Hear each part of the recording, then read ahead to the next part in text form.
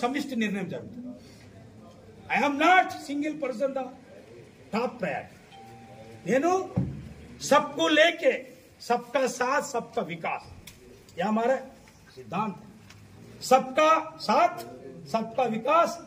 सभी जनताओं से अपील करता हूं, आने वाले समय में आप लोग इस देश को रक्षा करने वाला नरेंद्र मोदी की और देश को बचाने रखने वाला नरेंद्र मोदी का जो कमिटी होता है, जो सर्किल होता है, जो बीजेपी पार्टी होता है, इनको सबको वोट देके हमको आशीर्वाद दीजिए, ऐसा मैं जनता से अपील करता हूं. పెద్దపల్లి పార్లమెంట్ లో నేను బీజేపీ పార్టీ అభ్యర్థిగా పార్టీ అధిష్టానం నిర్ణయం చేసిన తర్వాత గోదావరి పరివాహక ప్రాంతంలో ఉన్నటువంటి పెద్దపల్లి పార్లమెంటు భారతదేశంలో 543 పార్లమెంటరీ నియోజకవర్గాలు ఉన్నప్పటికీ కూడా నాకు తెలిసి 542 పార్లమెంట్ నియోజకవర్గాలు అభివృద్ధి అయినాయి. కానీ పెద్దపల్లి పార్లమెంటు పరిధి చూసినట్టయితే ఎక్కడ కూడా అభివృద్ధి జరగలేదు. 89 నుండి ప్రాంతయేతరుడైనటువంటి వివేక్ గారి తండ్రి ఇక్కడ 4 సార్లు గెలవడం జరిగింది. 4 సార్లు గెలిస్తే 4 సార్లు గెలిచినటువంటి ఈ పెద్దపల్లి పార్లమెంటు ప్రజల ఓటుని అనుకూలంగా మరుచుకొని అరచేతిలో వైకుంఠం చూపించి ఇక్కడ గెలిచిన గెలుపు ద్వారా వచ్చిన అధికారంతోనే లక్షల కోట్లు సంపాదించుకొని ఈ వెంకటస్వామి గారు ఆ లక్షల కోట్లతోని కొడుకుల ద్వారా ఇండస్ట్రీస్ పెట్టడం జరిగింది. ఈ ఇండస్ట్రీస్ చూసినట్టయితే ఈ పార్లమెంట్ లో ఓటేసిన ప్రజల కోసం పెట్టియలే. ఈ ఇండస్ట్రీస్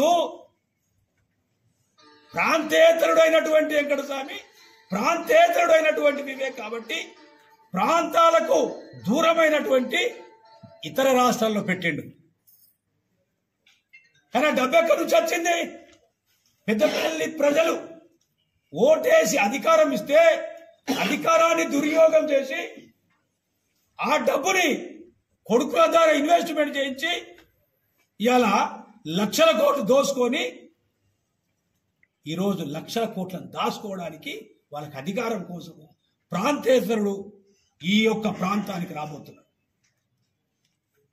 నేను అడుగుతున్నా మీ అందరి ముందు, ఈరోజు 19 సంవత్సరాలు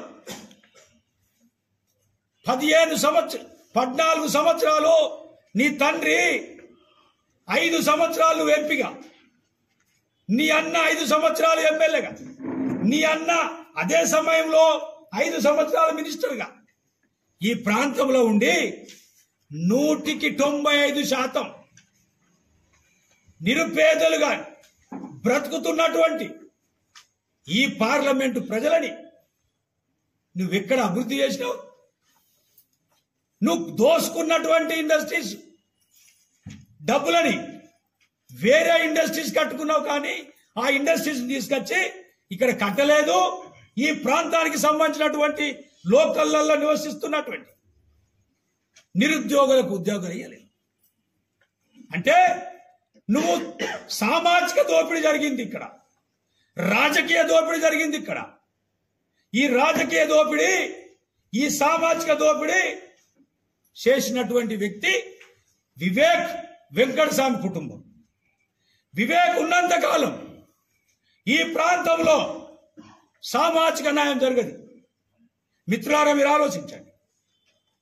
ఎందుకు జరగదంటే ఈ రాజకీయ నాయకునిగా అతనికి ఆలోచన లేనటువంటి వ్యక్తి లక్షల కోట్లు పట్టుకొని ఈ పెద్దపల్లి పార్లమెంటు పరిధిలో ఉన్నటువంటి మాదిగ సామాజిక వర్గాన్ని, ఇటు ఈ లోకల్లో నివసిస్తున్నటువంటి మాల సామాజిక వర్గాన్ని, ఈ లోకల్లో నివసిస్తున్నటువంటి నేతకాని సామాజిక వర్గాలను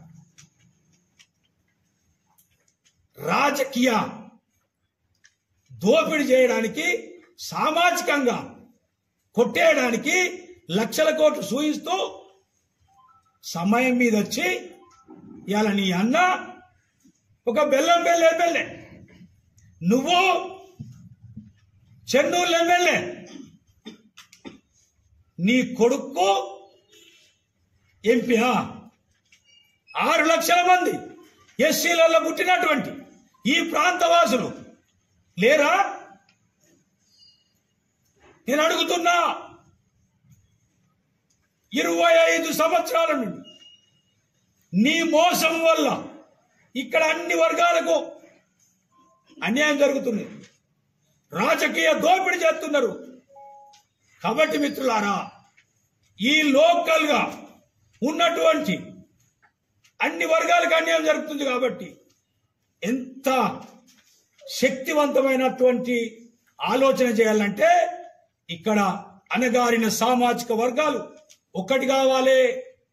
ప్రాంతీయేతరుడైనటువంటి కార్పొరేట్ సెక్టర్ ఉన్నటువంటి రాజకీయంగా సేవా భావజాలం లేనటువంటి వివేక్ కొడుకుని, వివేక్ కుటుంబాన్ని తరిమి కొట్టాలి.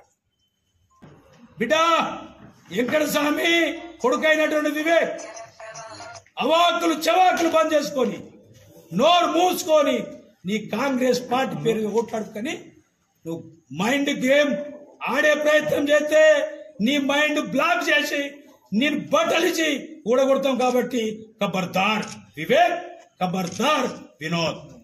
ఇది చెబుతూ ప్రజలకు లాస్ట్ ఒక ఆలోచన, మమ్మల్ని గెలిపించండి. రాబోయే రోజులలో కాబోయే ప్రధాని నరేంద్ర మోదీ గారి గవర్నమెంట్ లో నేనుంటా. 60 సంవత్సరాల నుండి మనము అభివృద్ధికి నోచుకోలేనటువంటి అభివృద్ధిని నేను చేసి చూపిస్తాను.